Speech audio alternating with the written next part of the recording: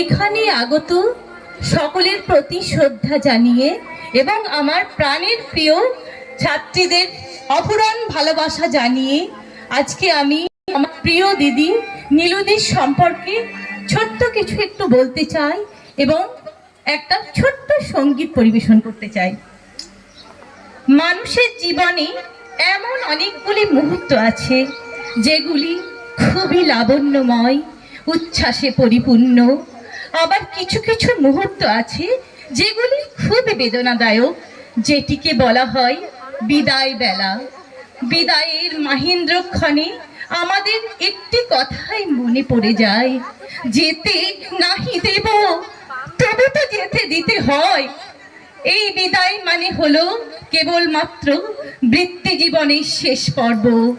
এই বিদায় মনের কেন্দ্রবিন্দু থেকে বিদায় নয়, কেবলমাত্র বৃত্তি জীবনের চাবিকাঠি অপর কারোর হাতে তুলে দেওয়া।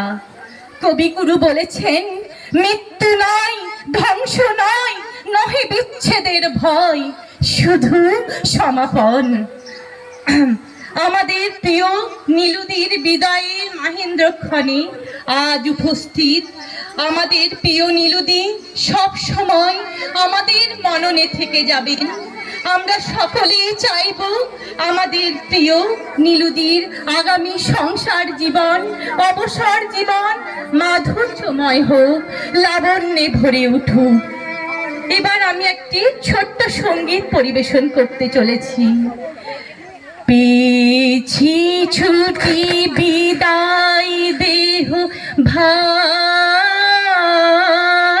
সবারে আমি প্রণাম করে যাই। পেয়েছি ছুটি বিদায় দেহ ভাই, সবারে আমি প্রণাম করে যাই। ফিরাই দিন দ্বারের চাবি রাখি না ঘরের দাবি, সবার যে প্রসাদ বাণী চাই, সবারে আমি প্রণাম করে যাই। পেয়েছি ছুটি বিদায় দেহ ভাই, সবারে আমি